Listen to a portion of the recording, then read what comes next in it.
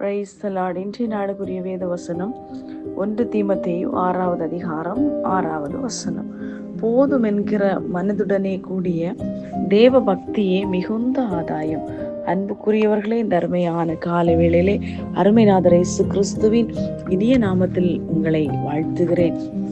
கர்த்தர் தந்த நல்ல வசனத்திற்காய் நன்றி செலுத்துவோம். பாருங்கள், போதும் என்கிற மனதுடனே கூடிய தேவ பக்தி மிகுந்த ஆதாயம். காரணம், நாம் எல்லாவற்றிலும் நிறைவுள்ள தேவனை ஆராதிக்கிறோம். ஆகையால் நாம் எல்லாவற்றிலும் நிறைந்தவர்களாய், ஒருவேளை சில நேரங்களிலே சில குறைவுகள் நம்முடைய வாழ்க்கையிலே வரும். ஆனால் அந்த குறைவுகள் நம்மை உடைப்பதற்காக அல்ல, நம்மை உருவாக்குவதற்காக, இன்னும் கர்த்தருடைய அன்பை ருசிப்பதற்காக சில நேரங்களிலே கர்த்தர் நமக்கு அனுமதிப்பார். ஆனால் பாருங்கள், உலகத்தின் மனிதன் என்ன செய்கிறான்? அநேக காரியங்களிலே ஐஸ்வர்யவானாகும்படி அவன் முயற்சி செய்து அவன் சோதனையிலும் கண்ணியிலும் அகப்படுகிறான் என்று அதற்கு கீழுள்ள வசனத்திலே கொடுக்கப்பட்டிருக்கிறது. பாருங்கள், இந்த அதிகாரத்திலே அதற்கு கீழுள்ள வசனங்களிலே கொடுக்கப்பட்டிருக்கிறது. உலகத்தில் நாம் ஒன்றும் கொண்டு வந்ததில்லை. காரணம், உலக தோற்றத்திற்கு முன்பதாக நமக்கு இன்னது வேண்டும் என்று முன்குறித்த கர்த்தருடைய அன்பை மாத்திரம் நாம் எண்ணி பார்க்க வேண்டும்.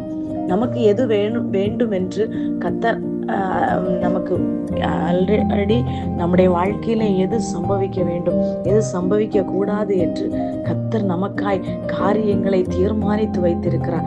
ஆனால் பல நேரங்கள் மனிதன் சுயமாய் பாதைகளை தெரிந்து கொண்டு கண்ணியிலும் சோதனையிலும் அகப்பட்டு கொள்ளுகிறான் என்று கர்த்தருடைய வேதம் தெளிவாய் சொல்லுகிறது. உண்ணவும் உடுக்கவும் நமக்கு உண்டாயிருந்தால் அது போதும்.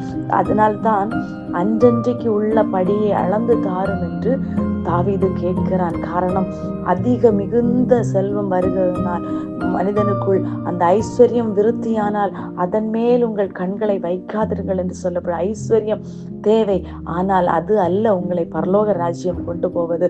உங்களை பரலோக ராஜ்யத்துக்கு கொண்டு போக வேண்டுமானால் நாம் கர்த்தருடைய கட்டளைகளுக்கும் கற்பனைகளுக்கும் நாம் கீழ்ப்படிய வேண்டும்.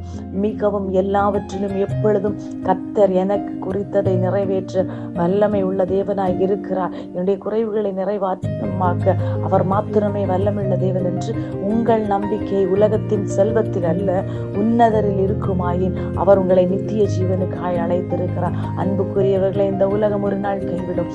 எத்தனை கோடிகள் சம்பாதித்தாலும் உலகத்தில் நாம் விடை சொல்ல வேண்டும். நம்முடைய மூக்கின் சுவாசம் அவருடைய கையில இருக்கிறது. அவர் அந்த சுவாசத்தை பிடுங்கினால் மாண்டு அது மண்ணுக்கு திரும்பும். அப்படியான ஒரு ஜீவிதம் வாழ்ந்து கொண்டிருக்கிறோம். ஆனால் அழியாத நித்திய ராஜ்யத்திற்காய் அந்த விலையேற பெற்ற ஆத்துமா கர்த்தருடைய சமூகத்தில் போக முடியா தேவ ராஜ்யத்திற்கு ஆயத்தப்படுவோம். God bless you all.